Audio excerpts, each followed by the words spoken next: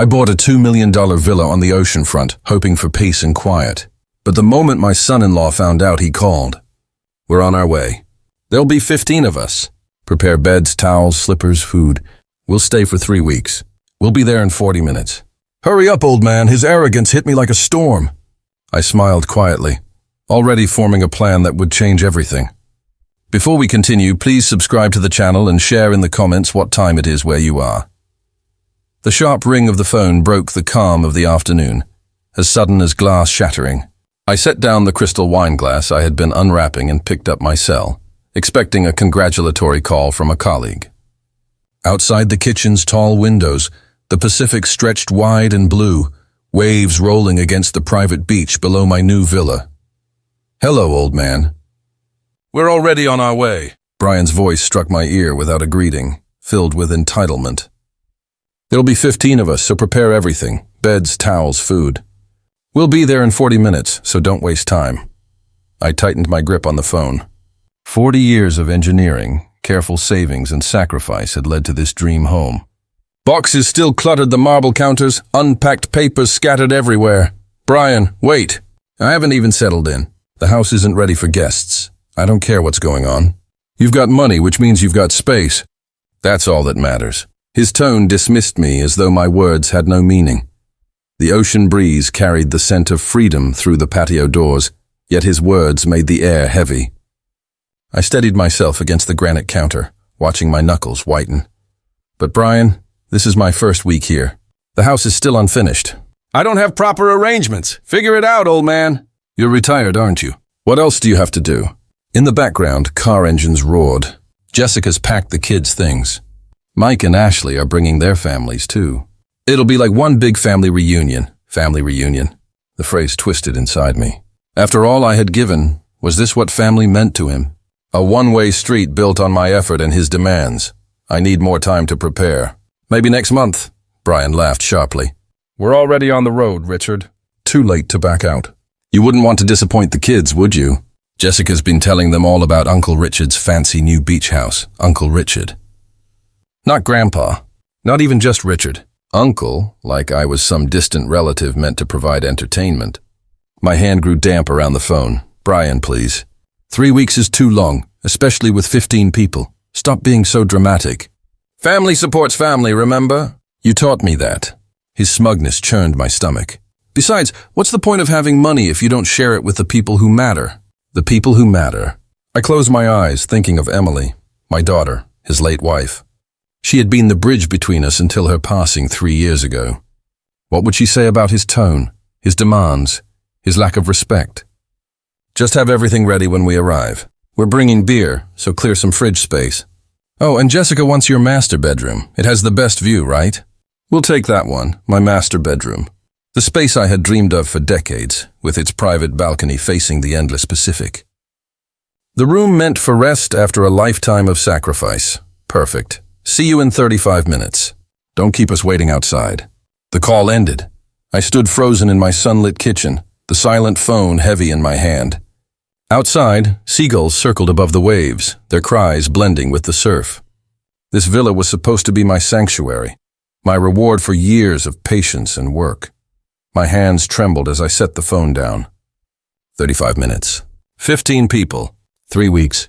The glass I had been unpacking caught the sunlight, scattering rainbows across the marble, fragile and beautiful, like the peace I thought I had finally earned. The phone slid from my numb fingers onto the granite counter with a soft click. My legs felt weak as I made my way to the living room, past walls still bare of the artwork I'd collected over the years. Everything remained packed in boxes, my life stuck between the past and the peaceful future I had hoped for. Emily's photograph smiled from the mantelpiece, the only thing I'd unpacked first because I needed her presence here. I picked up the silver frame with trembling hands, tracing the warm brown of her eyes and the soft curve of her smile. It had been 3 years since cancer took her, and the pain was still raw. Dad, Brian's really trying to find work. Her voice echoed in memory. Could you help us just this once? Those 3 words had become the refrain of my relationship with Brian Miller. I sank into the leather reading chair facing the ocean, Emily's picture resting in my lap. Sunlight poured through the windows, but my thoughts drifted to harder times. The first emergency had come 6 months after their wedding. Brian's startup folded, and he was suddenly unemployed, with credit card debt stacking up. I moved $18,000 from my retirement fund, watching my careful financial timeline slip by 6 months. "You're so generous, Dad," Emily had whispered that night. Brian pretended to appreciate it, but that appreciation rarely showed. Not when I paid for his MBA, $45,000 over 2 years. Not when I covered a mortgage down payment because his credit wouldn't secure a good rate. $60,000 that I'd set aside for my own dream. House. I ran my fingers through my gray hair and remembered the pattern that followed. Another crisis every few months. Emily's medical bills during treatment were real. $85,000 I gladly spent to fight for her life. Yet even then Brian made it about himself, complaining that the stress hurt his job. At Emily's memorial reception, he commented on the reduced bills with an odd relief while I stood at her casket. Even grief, it seemed, became an opportunity for his convenience. After Emily died, I'd expected the requests to stop. Surely he'd find stability. Instead, they got worse. Car repairs when warranties lapsed, forgotten property taxes, Jessica wanting an upgraded engagement ring because she deserved it. I kept a quiet tally, $327,000 over 6 years. Enough to buy a decent house in many cities. Enough to secure a comfortable retirement without the financial anxiety that still woke me at 3 in the morning. I placed Emily's photo back on the mantel and walked to my study. I'd bought the house for the ocean view, endless blue to think in, but my reflection stared back at me from the window. An older man who had spent 40 years building other people's futures while his own had gathered dust. The worst part wasn't the money. Money can be earned or saved again. The worst was the slow erosion of respect, the shift from grateful son-in-law to expected ATM. Brian's tone had changed over time, from appreciation to entitlement, from asking to demanding. Today's call made everything clear. No concern for my plans or limits, only assumption and obligation. 15 people descending on my sanctuary felt like an invasion. I paced the windowsill, anger building, a slow burn I'd held in for too long. Emily had always asked patience, to remember people show love differently. But she was gone, and Brian's version of love looked a lot like exploitation. The distant sound of engines pulled me out of my thoughts, faint at first, then louder, multiple vehicles climbing the coastal road to my villa. My 35 minutes of peace evaporated. I checked my watch. 3:20 p.m. Brian had made good time. Through the study window, dust rose from the private road. 4, maybe 5 vehicles moving in convoy like an occupying force. My jaw tightened. This wasn't a casual family visit. It felt like a siege. Car doors slammed in quick succession, echoing off the villa's stone facade. I moved to the front entrance and watched through the sidelights as the convoy filled my circular drive.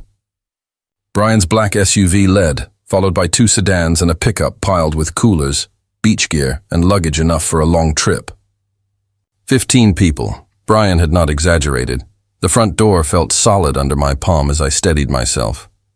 Through the decorative glass, I saw Brian step out like a man surveying conquered land. Designer shades despite the afternoon shadows. That confident stride I'd come to resent.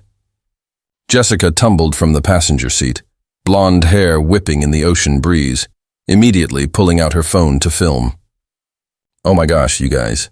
Look at this place," she called across the driveway. It sounded like a vacation ad. I opened the door before they could ring, trying to keep control. The hope vanished fast. "What's up, old man? How do you like our surprise?" Brian pushed past me into the foyer without waiting.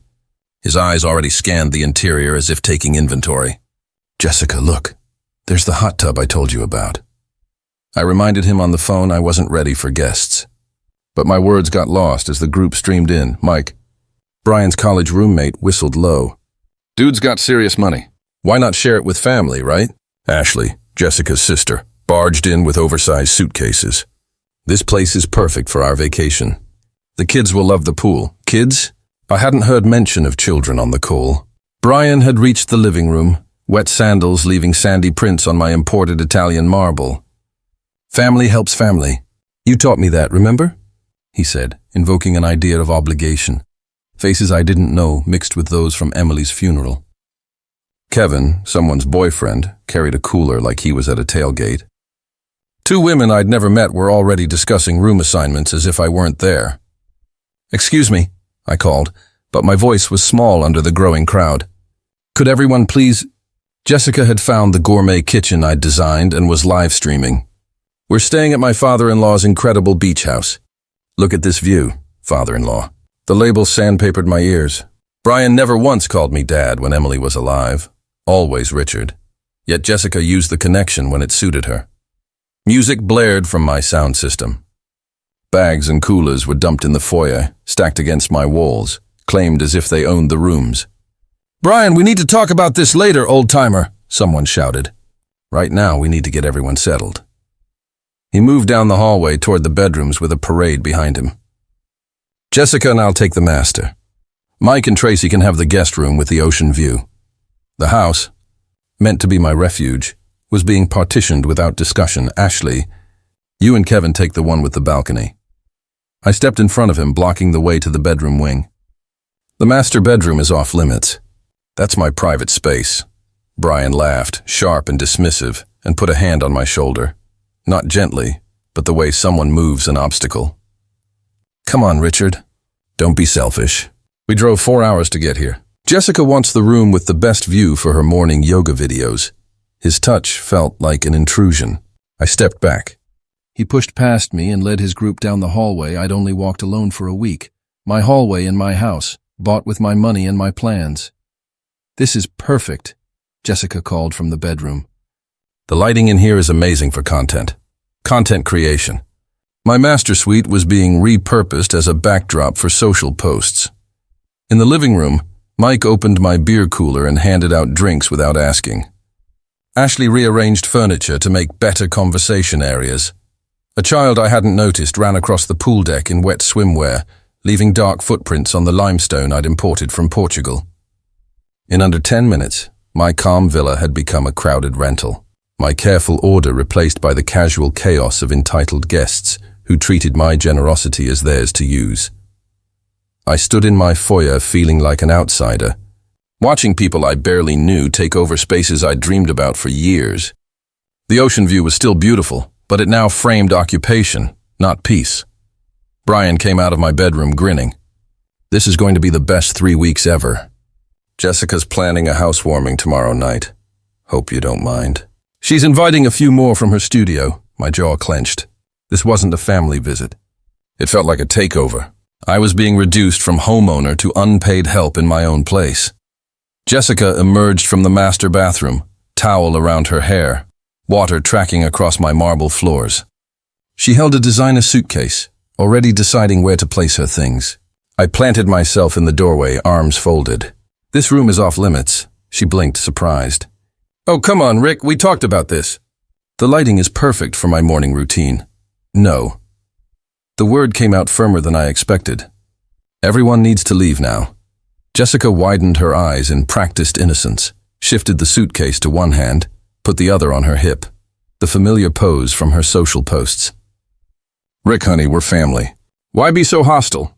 Brian appeared in the hall, darkening when he saw me blocking what he'd already claimed. "Richard, move. We've been driving for hours. This is my house." I stood my ground, growing louder with each sentence. "I want all of you to leave immediately." Brian laughed, dismissive. "Your house? Really? Did you forget everything you owe our family?" He stepped close, invading my space with deliberate intimidation. "Did you forget who the real victim is here?" The real victim. After $300,000, 6 years of financial drain, after giving him my daughter's inheritance and my retirement security, I was labeled the debtor in his accounting. "I don't owe you anything," I said. My hands shook, not from fear but from suppressed rage accumulated over years. "This conversation is over." Jessica tried to squeeze past with her suitcase, treating my resistance as theater. I moved to block her, and she stumbled back, gasping. "Rick, that's rude." The commotion pulled others from the house. Mike held a beer. Kevin carried towels like trophies. Ashley emerged from the guest bathroom, half made up. Someone lowered the music.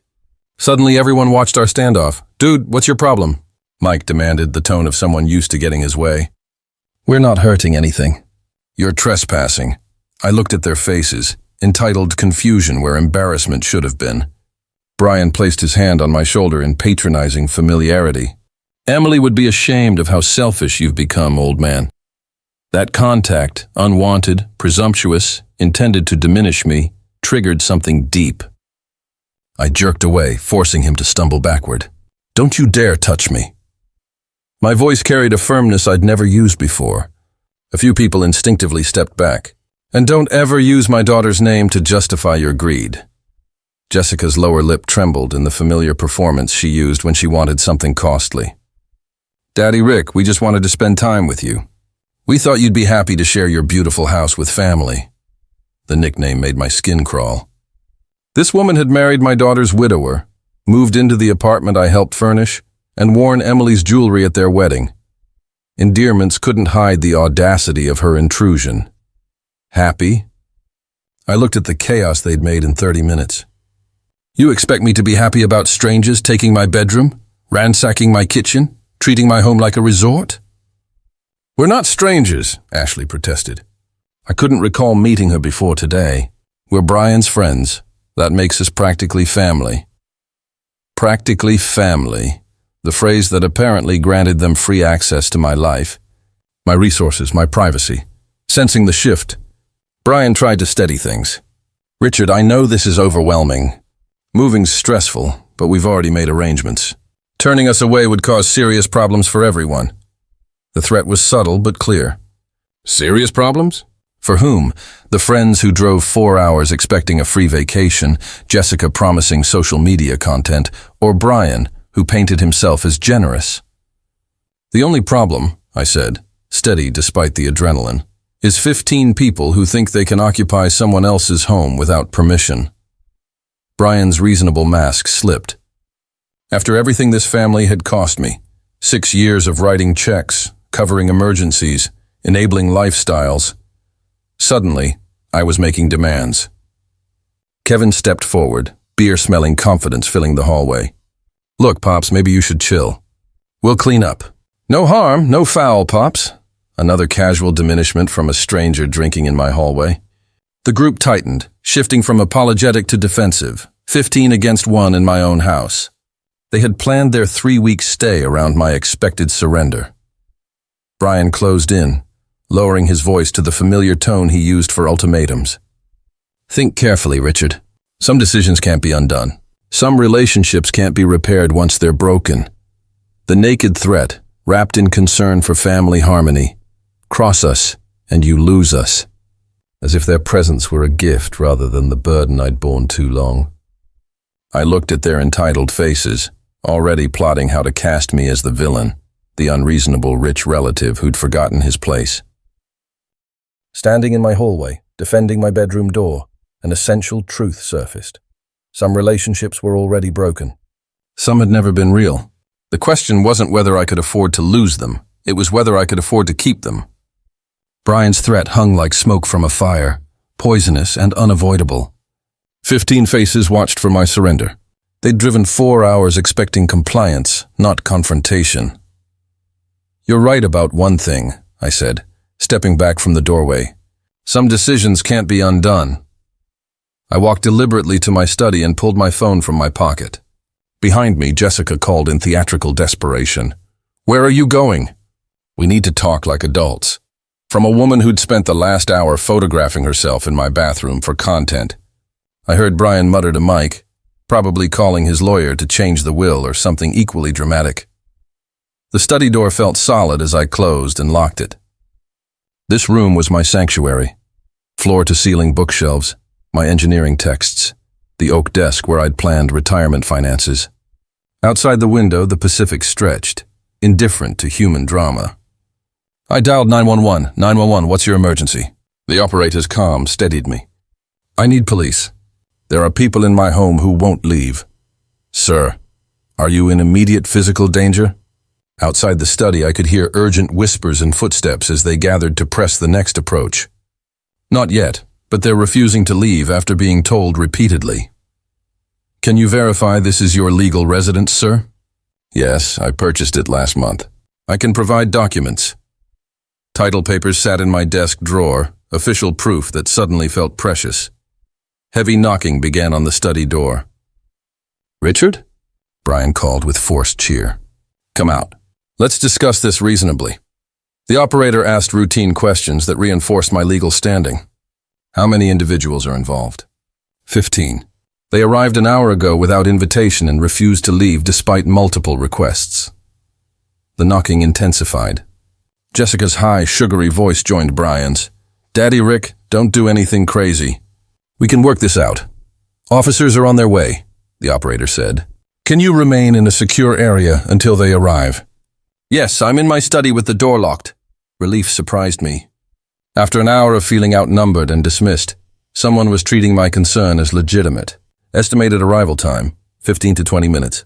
Stay on the line if you feel unsafe. Through the door, their whispered conference grew agitated. Someone, Ashley I thought, said they should leave before things got crazy. But Brian's arrogance cut through. He's bluffing. Richard doesn't have the backbone for this. He'll come out in 5 minutes and apologize. After 40 years of engineering, after building a career that supported everyone around me, after sacrificing my own ambitions repeatedly for other people's comfort, he questioned my backbone. "Thank you, officer. The police are on their way." I ended the call and sank into my leather chair, feeling calmer than I had all day. The knocking escalated into hard banging. "Open this door right now." Brian's polite mask had finally fallen away. This isn't family business, I thought. Family doesn't break in. Family doesn't ignore clear boundaries. Family doesn't threaten consequences when their exploitation is challenged. "Richard, please." Jessica's voice cracked. "Maybe real, maybe not. How can you do this to us? We trusted you." They had trusted me to provide unlimited access to my resources, to absorb their problems without complaint, to be grateful while being used. Mike's voice joined them. "Dude, this is insane. We're just trying to have a vacation. A vacation at my expense, in my home, without permission." The casual entitlement in his tone summed up everything wrong. Through the study window, I watched seagulls wheel over the waves, free and unconcerned. For 40 years, I'd been the provider, the fixer, the reliable solution for everyone else's crises. When did wanting peace in my own house make me the villain? The hammering peaked, then stopped. Urgent whispers replaced the pounding. They'd realized their tactic was failing. Making threats while I'd called the police didn't help their case. "Richard," Brian's voice shifted into wounded innocence. "We just want to understand. Why are you so angry with us? What's wrong? 6 years of financial exploitation, an hour of home invasion, 15 people claiming my bedroom, drinking my beer, scheduling my life." His question showed how little he grasped basic decency. My phone buzzed with texts. Brian had started parallel pressure campaigns. "Emily would want us together as a family. You're destroying relationships that can't be rebuilt. Think of the innocent people who just wanted time with you." Innocent people. I deleted the messages unread. Footsteps moved away as the group retreated to plan. Heated arguments drifted through the walls. Some wanted to leave. Others insisted on staying. Jessica cried again, this time with less theatrics. 15 minutes. The police would be here in 15 minutes and this would end. I'd spent decades avoiding conflict, smoothing problems over, writing checks to make issues dissolve. Today, for the first time, I'd called for backup instead of giving in. The feeling was both terrifying and liberating. Outside, cars started. Some left, unwilling to face police questions about their vacation. But heavier footsteps stayed. Brian and his inner circle weren't going anywhere. Sirens in the distance quickened my pulse, not with fear, but anticipation. Help was coming. The sirens grew louder, slicing through the afternoon like an approaching verdict. Outside my study, whispers turned to panicked strategy. Footsteps scattered as entitlement met reality. "Everyone stay calm." Brian's attempt at authority sounded strained. "Let me handle this. It's a misunderstanding."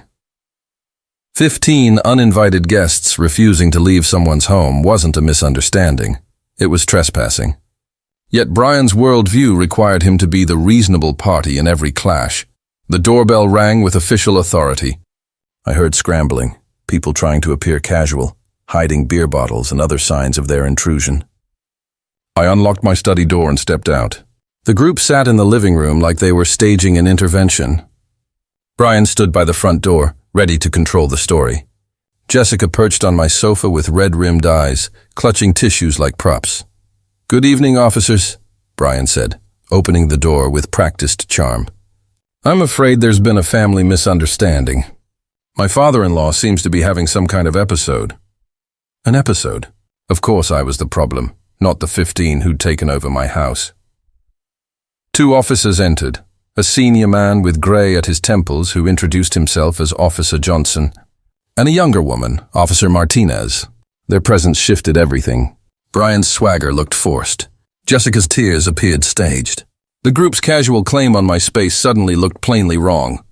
"Sir, are you the homeowner who called about trespassing?" Officer Johnson asked me directly, his tone professional and sympathetic. "Yes, I'm Richard Clark. This is my property."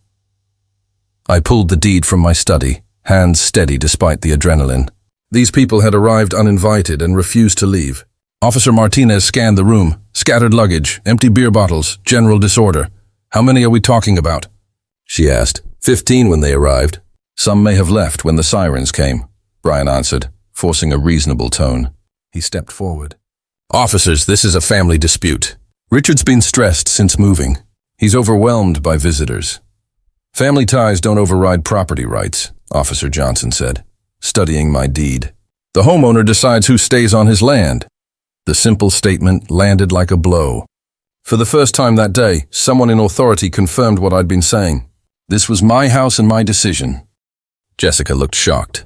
"But we're family. Doesn't that mean anything?" she asked. Officer Martinez remained neutral. "Ma'am, being family doesn't give you the right to enter or remain on private property without permission." "Permission?" Brian's voice rose despite his attempt to stay controlled. "He planned this villa as a family gathering place for months." "You assumed wrong," Officer Johnson cut in. "Mr. Clark, do you want these people removed?" The question hung heavy. 15 faces looked to me, some angry, some pleading, suddenly realizing their assumption had no legal basis. "Yes," I said clearly. "I want them to leave immediately." The words felt like a weight lifted. No explanation, no apology, just the simple act of setting a boundary in my own home. Officer Martinez addressed the group. "You have 15 minutes to gather your belongings and vacate. Anyone remaining after that will be arrested for trespassing." The scramble began. Mike and Kevin moved fastest, grabbing a cooler and mumbling apologies. Ashley stuffed clothes into a suitcase, shooting accusatory looks at Brian. Several others I barely recognized fled without goodbyes. "This is ridiculous," Brian protested as his authority unraveled. "We drove 4 hours. We made arrangements." "You made arrangements without the owner's consent," Officer Johnson replied. "That's not a legal reservation." Jessica collected items from my master bedroom, her movements sharp with anger. "Richard, you'll regret this for the rest of your life." I felt no regret, only relief. Watching strangers remove their possessions from my private spaces felt like reclaiming stolen ground. As Brian packed his SUV, he tried one last jab. "Emily would be ashamed of what you've become. Selfish and bitter." Officer Johnson stepped between us. "Sir, you need to leave now. Any further contact could be considered harassment." The last car pulled out as the sun touched the horizon, painting the villa in gold. Officer Martinez finished the paperwork while Officer Johnson explained the process. "You'll have a formal report number. If they return without permission, call us immediately. Today's incident establishes a clear pattern of trespassing." After the officers left, I stood alone in the foyer in blessed silence. The chaos was gone. Beer bottles, sandy footprints, the echoes of entitled voices. My phone buzzed with angry texts. I turned it off without reading them. For the first time in 6 years, I had said no without apologizing. I'd asked for help instead of suffering in silence. I had chosen peace over their convenience. Outside, the ocean's waves crashed rhythmically, washing the beach clean. Tomorrow would bring new problems, angry calls, social media campaigns, relatives picking sides. But tonight my home was mine again. It felt like the start of something close to freedom. The deadbolt clicked with finality as the last police car drove down the coastal road, its taillights fading into dusk. The incident report crinkled in my hand, official proof that I was legally right to control my property. Yet standing in the empty foyer, triumph felt oddly hollow. Silence pressed after hours of noise. No arguing, no footsteps across marble, no music from rooms I hadn't authorized. Just distant waves and the soft hum of the air conditioner, sounds I had longed to enjoy in peace. I walked the villa like someone cataloging a break-in. Beer cans on granite counters, wet towel marks on hardwood, furniture left askew. In the guest bathroom, Jessica's makeup stained the marble vanity, foundation smears like territorial marks. The master felt violated in other ways. Someone had knocked over Emily's photo on my nightstand. I picked up the cracked silver frame and studied her gentle face. "Be kind to Brian, Dad," her voice echoed. She had asked for kindness, not to be used as proof that I must tolerate everything. Standing in the room strangers had intended to occupy for weeks, I finally understood the difference. My phone buzzed insistently on the kitchen counter. 17 missed calls and 43 texts, all from Brian Miller. I read them in order as his tone shifted from wounded confusion to outright threat. "Richard, we need to talk about what happened today. You embarrassed my wife in front of our friends. That's not acceptable. Family doesn't call police on family. Emily would be disgusted. You think you won? You have no idea what's coming. By tomorrow, everyone will know what kind of person you are. Enjoy your empty house, old man. It's all you'll have left." The messages kept coming, each darker than the last. Brian's mask had finally slipped after 6 years, his manipulative center exposed. Now, with recorded evidence of his trespassing and the threatening texts piling up on my phone, his behavior was creating its own paper trail. I poured 3 fingers of scotch and sank into my leather chair, the one that faces the ocean. Outside, the Pacific was flushed with gold and crimson, the very view I bought this villa for. Yet Brian's threats cast a shadow over it. Had I overreacted by calling the police? They were family, however dysfunctional. Emily's friends, her chosen life, her husband. By involving law enforcement, had I broken bridges that couldn't be rebuilt? My phone buzzed again. Another message from Brian, this one with a photo.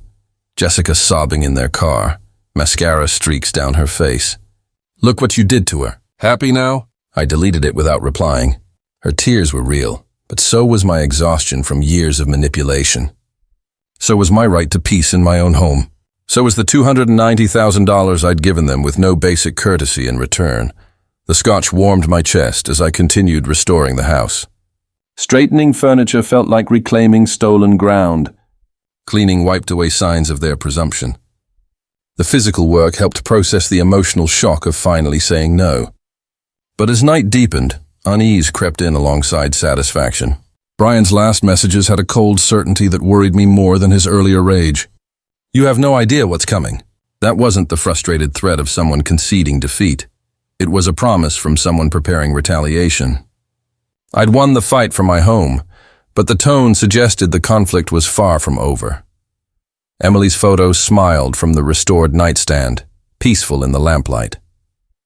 Would she approve of my standing firm, or see only the destruction of a family harmony she'd tried to preserve? "You'd understand, sweetheart," I whispered. "You taught me to be generous, not stupid." I turned my phone off for the night, only to wake poorly rested, Brian's threat still echoing in my dreams. Morning light through the kitchen windows. I checked the time. 8:47 a.m. My phone felt warm as notifications flooded in. 47 alerts across Facebook, Instagram, and texts. My email was full of messages from people I hadn't heard from in years. Something had happened overnight. Facebook opened to Brian's post at the top of my feed. The words hit hard. My father-in-law kicked his own family out of his house yesterday. Called the police on us like criminals. Money really does change people. My late wife Emily would be heartbroken. We just wanted to spend time with him at his new mansion, but apparently we're not worthy. Prayers needed for our family. The post had been shared dozens of times.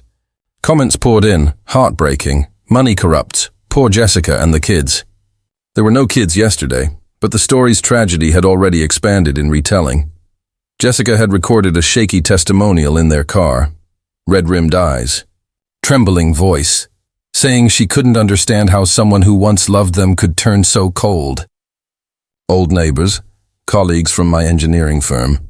Even Emily's college friends reacted with shock. The narrative was simple, persuasive, and false. Brian had framed the moral argument first, taking the high ground before I even knew a battle had begun. I tried to respond.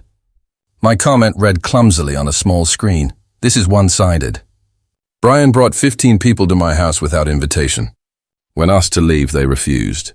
I had every right. Against Brian's emotional post, my reply sounded defensive. Within minutes, replies appeared. Classic gaslighting, Richard.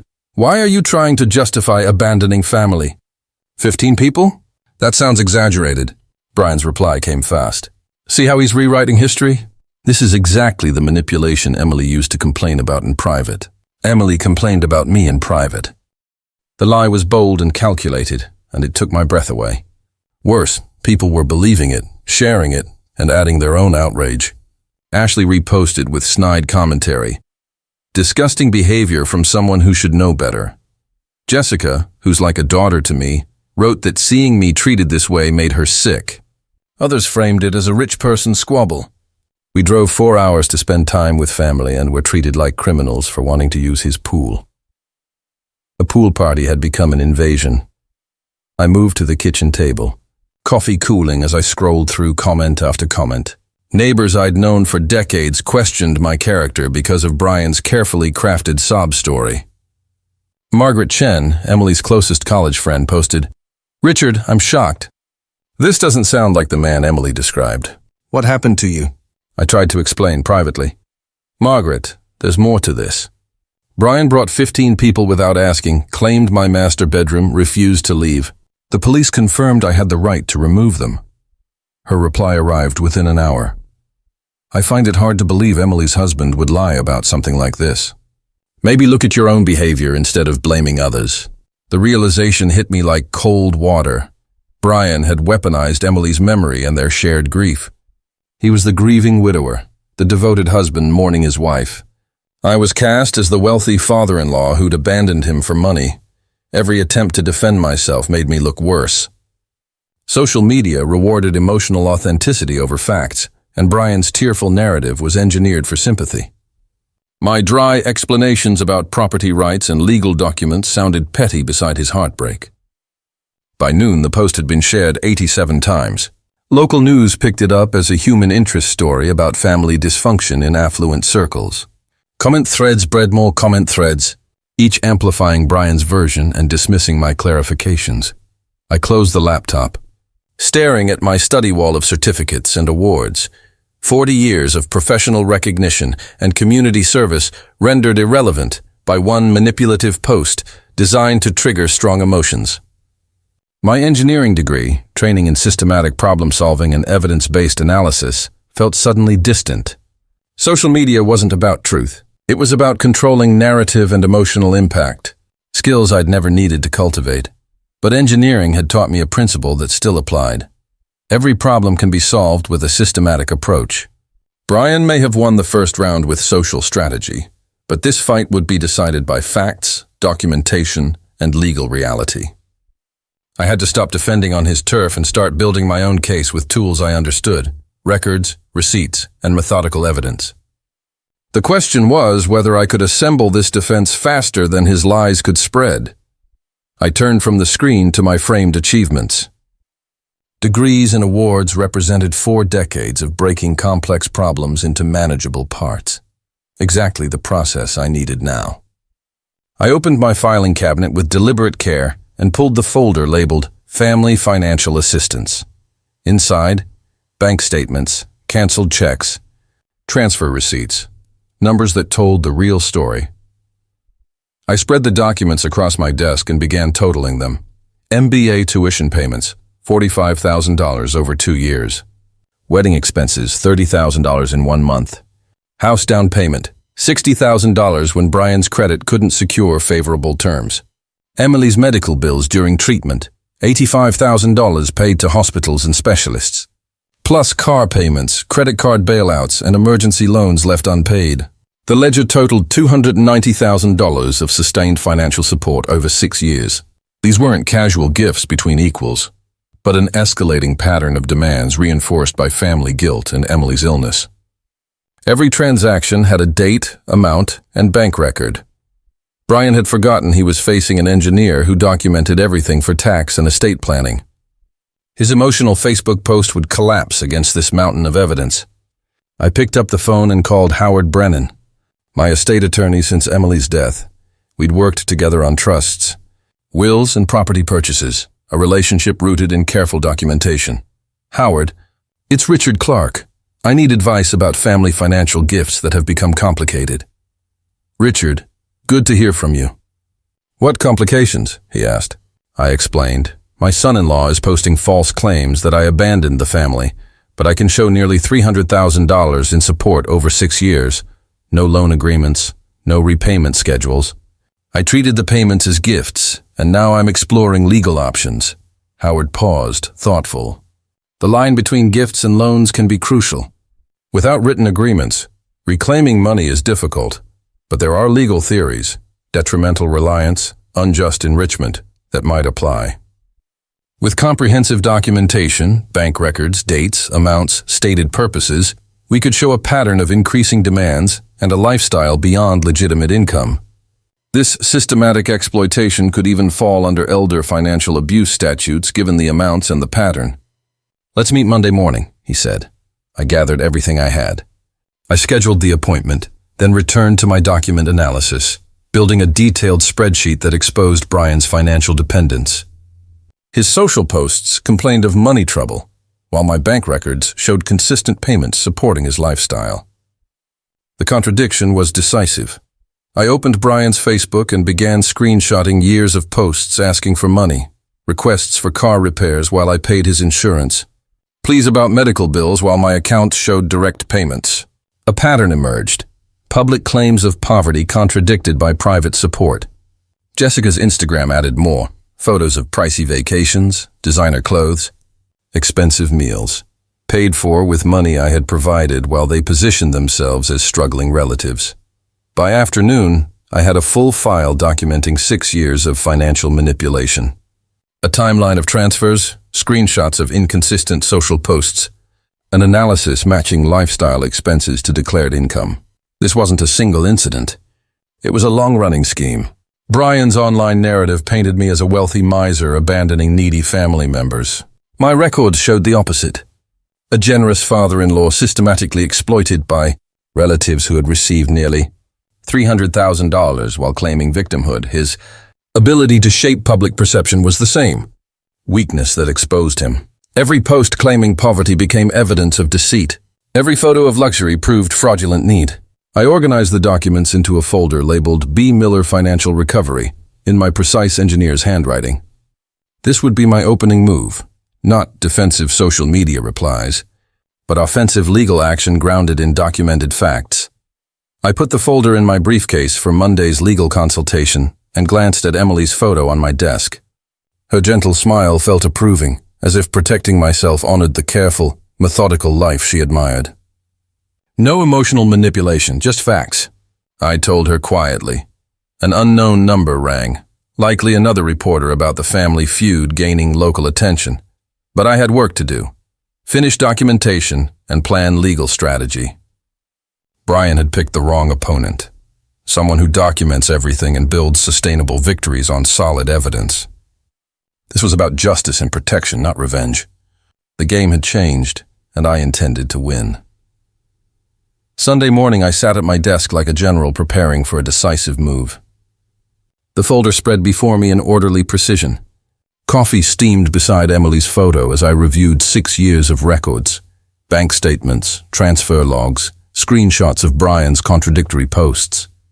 At 8:30 a.m., I drove to Howard Brennan's downtown office with my evidence. He agreed to an emergency Sunday consultation once I explained the urgency. Brian's social campaign was accelerating and required an immediate legal response. Richard, this level of documentation is remarkable, Howard said, spreading the records across his table. Most people don't keep such detailed records of family assistance. 40 years of engineering taught me to document everything, I replied.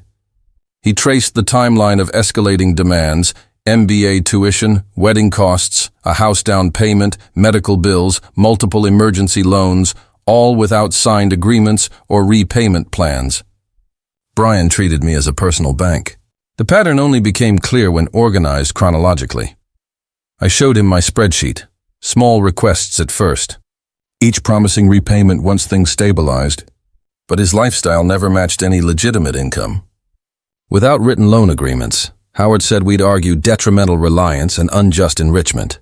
Your documentation proves systematic exploitation. This is an exceptionally strong case. I asked about realistic chances of recovery. With this evidence, he said, the prospects were excellent. Brian wouldn't expect this level of preparation. Most family disputes lack such records. I'd built a fortress of facts. We spent 2 hours mapping strategy, file court papers Monday morning, serve process to catch Brian off guard, prepare defamation counterclaims based on his false social narrative, and plan asset discovery and enforcement. At noon, I went to my bank with Howard's letter requesting certified transaction records. Patricia Williams, the branch manager, handled the request personally. Recognizing the legal importance, Mr. Clark? These transfer amounts are significant, she noted while reviewing 6 years of payments to Brian Miller's accounts. She arranged certified copies with official authentication for court. The final tally shocked even me, $290,350 in documented transfers, including large payments made during Emily's final months, ER bills, specialist consultations, prescriptions, all paid from my accounts. Patricia notarized each document so they'd hold up in court. These records clearly establish the pattern you described, she said. They will be compelling in court. From the bank, I went to a notary. Every document received formal certification. I prepared a sworn affidavit detailing Brian's repeated promises to repay, promises that vanished as his demands increased and my daughter's illness worsened. Back home that evening, I assembled the final comprehensive file, chronological evidence of systematic exploitation, sworn statements, and social media screenshots showing deliberate deception. Everything Brian had tried to erase, I had recorded and preserved. The irony was complete. His skill at manipulating public opinion with emotional posts became his undoing. Every social media claim of poverty now contradicted photos of expensive purchases. Each plea for help was evidence of fraud. I placed the finished legal file in my briefcase and set my alarm for an early courthouse arrival. This was no longer about revenge. It was about justice, accountability, and protecting myself from future exploitation through proper legal means. I looked at Emily's photo on my desk and spoke softly to her smile. Tomorrow I fight the right way, organized, factual, prepared, just as you taught me. My phone buzzed with another hostile message from Brian. Still waiting for your apology, old man. Family doesn't treat family this way. He had no idea what I'd built while he played social media games. Engineering taught me that lasting wins come from solid foundations, careful planning, and methodical execution. Tomorrow would show that deliberate preparation defeats impulsive manipulation. Brian had chosen the wrong opponent. The war wasn't over. It was simply starting on my terms. Monday arrived with the precision of an engineer's schedule. I reached the courthouse at 7:45 a.m., briefcase full of documents that would shift me from defendant in the court of public opinion to plaintiff in the court of law. When the filing office opened at 8 and I was first, I filed cases for debt recovery and defamation, sliding my comprehensive package across the counter. The clerk reviewed the material with visible respect. Howard's legal formatting, bank certifications, notarized affidavit, a timeline that read like forensic accounting. This is exceptionally well prepared, Mr. Clark, she said, assigning a case number and noting Judge Martinez handled debt recovery. An expedited hearing was likely given the evidence. Service of process was arranged immediately for delivery to Brian's address, while a court officer drove across town with papers that would shatter his bluff. I returned home to launch the second phase of my response. My laptop waited on the kitchen table. Brian's viral post about family abandonment open on Facebook. Time to counter his emotional manipulation with methodical facts. I drafted a measured post, no anger, no defensiveness, just documented facts. I've seen concerning posts about our family. Here are the documented facts. I attached screenshots of bank transfers organized chronologically with clear descriptions. Funds provided during hard times, now subject to legal recovery. I announced pursuing recovery through proper channels and addressing defamatory statements in court. The post went live at 9:30 a.m. tagged to reach mutual friends and family who had seen Brian's original manipulation. Responses poured in within minutes. Shock, apologies, and demands for Brian to explain the financial evidence he'd omitted. Margaret Chen, Emily's college friend who'd once questioned my character, commented immediately, "I had no idea about this. I apologize for judging without facts." Others followed, "This changes everything. Why didn't Brian disclose the money? Those are significant amounts over 6 years." Richard was incredibly generous. I spent the morning systematically contacting witnesses, neighbors who'd seen Friday's invasion, Emily's friends with fuller knowledge, my financial advisor who'd processed large transfers, professional colleagues who could vouch for my character. Each call added another pillar to the factual narrative. At 11:15 a.m., my phone rang. Brian. The first call instead of a threatening text. "You filed a lawsuit against me?" he asked, panic replacing arrogance. "This is family business. We can handle it privately." I replied calmly. "Family business ended when you brought 15 strangers to my home and refused to leave. Family business ended when you posted lies to destroy my reputation." He protested. "Those weren't lies. You did abandon us." I said, "Brian, I have documentation of every dollar, every promise you made to repay, and your posts claiming poverty while spending my money." "The court will decide." Silence. When he spoke again, he sounded off balance. "What do you want? Money?" "I can pay some back," I answered. "The court will determine restitution.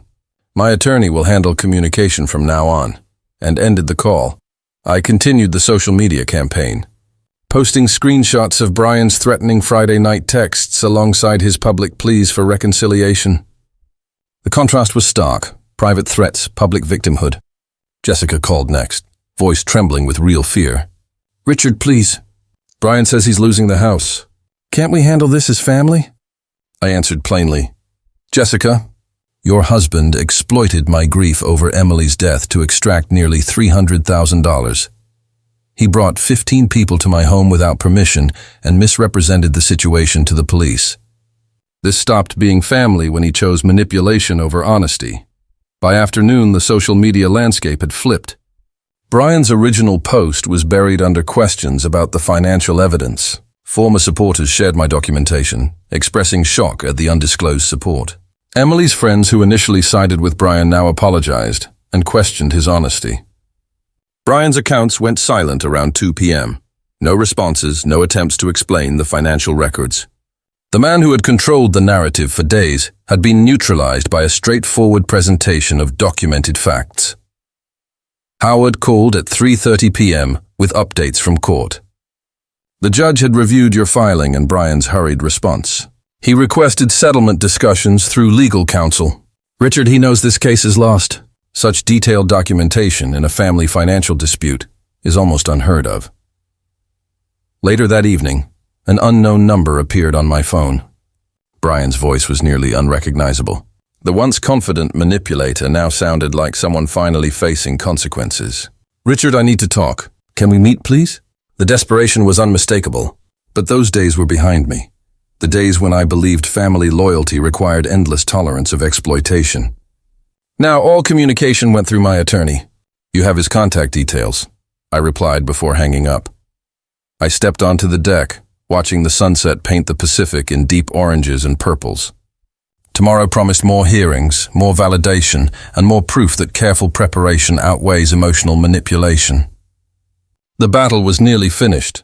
Brian had tried to counter legal evidence with a social media campaign and learned the hard way that lies collapse when faced with certified records. Justice was no longer distant. It was here. On Friday morning, May the 1st, I entered the courthouse calm and steady, with Howard beside me carrying new evidence gathered during the week. Across the hall, Brian sat slouched in a chair next to a stressed public defender. His designer sunglasses were gone, his arrogance replaced by resignation. The contrast was striking. Only 5 days earlier, he had shaped the narrative, drawn sympathy online, and treated my home like a prize. Now he appeared as he truly was, a middle-aged man who had lived off another's generosity and was now finally accountable. Judge Martinez studied the case file with care. Mr. Clark, your documentation is exceptionally thorough. Mr. Miller, your counsel indicates you wish to settle rather than proceed to trial. Brian's lawyer, clearly outmatched by the evidence, offered a weak defense. Your Honor, my client maintains these were family gifts given during times of grief and support. Counselor, Judge Martinez replied, holding up screenshots of Brian's posts. Your client's own statements contradict that claim. Here he pleads financial hardship, while records show consistent support from the plaintiff. Here he promises repayment, later insisting the money was unconditional. Howard presented our timeline. 6 years of increasing demands, broken promises of repayment, and Brian's public image of poverty, sustained entirely by Richard's funding. The pattern was undeniable, the judge continued. Your client also launched a defamatory campaign to damage Mr. Clark's reputation through omission of facts. This constitutes both unjust enrichment and defamation. Brian's attorney requested a recess. 20 minutes later, they returned with a settlement offer, a $150,000 restitution over 3 years, a public retraction of false posts, and a complete end to defamatory communication. Mr. Clark, Judge Martinez asked, do you accept this proposal? I looked at Brian's defeated expression, recalling Emily's gentle words. Be kind to Brian, Dad. He's hurting too. But Emily had never asked me to endure endless exploitation. She had asked for kindness, not weakness. I accept the settlement, Your Honor, I said. Justice does not mean destruction. It means accountability. The judge entered the settlement into record. Brian now had 30 days to begin payments or face asset seizure. His public retraction would appear on every platform where he had spread lies. Walking out, I felt Emily's presence more than I had since her passing. Not the distorted memory Brian had used, but her true spirit, kind yet wise, loving but never naive. At my villa, I shared the court's decision online with dignity, not bitterness. Our family matter has been resolved through proper channels. I am grateful for your support and look forward to building relationships based on honesty. The response was immediate. Emily's friends expressed relief. Some of Brian's former supporters apologized for believing him. Even a few who had joined his reckless intrusion admitted they'd felt uneasy, but stayed silent. That evening, Brian posted his legally required retraction, a short acknowledgement that his earlier statements were false and incomplete. His once commanding social media voice was reduced to court-ordered compliance. Later that night, my nephew David, Emily's cousin, called after months of silence. Uncle Richard, I saw the news. Honestly, I always wondered how Brian managed his lifestyle. I'm sorry for what you endured, but I'm glad you stood up for yourself. Thank you. David. And you're always welcome to visit, with proper invitation and planning, I replied. His laugh was genuine. That sounds perfect. How about next weekend? I'd love to see your new place. I checked my calendar, appreciating the respect in his request. Being asked, not commanded. Next weekend works well. I'll have the guest room ready. As sunset filled the deck with golden light, I sipped wine and listened to the steady waves. My phone stayed silent. No threats, no demands, no false emergencies. For the first time since I bought it, the villa felt fully mine, not just legally, but emotionally, protected by clear boundaries. Generosity had not been lost by setting limits. It had been refined, directed toward relationships built on mutual respect rather than exploitation. Emily's photo smiled from the table, and I lifted my glass toward her. I think you'd approve, sweetheart. I've learned the difference between giving freely and being taken advantage of. The ocean washed the shore clean with each wave, leaving fresh sand for tomorrow. 6 years of exploitation had ended, not with revenge, but through careful preparation, legal process, and the wisdom to pair kindness with boundaries. Brian would make his payments, rebuild his life through honest effort, and perhaps learn that relationships require reciprocity, not manipulation. I would enjoy retirement, welcome true family connections, and carry the spirit of generosity Emily cherished, tempered by the boundaries that made it sustainable. Justice had been served, peace had been restored, and for the first time in years, I faced tomorrow with clear hope. If you enjoyed this story, Please like this video, subscribe to the channel, and share your thoughts in the comments. To watch the next story, click the box on the left. Thank you for being here.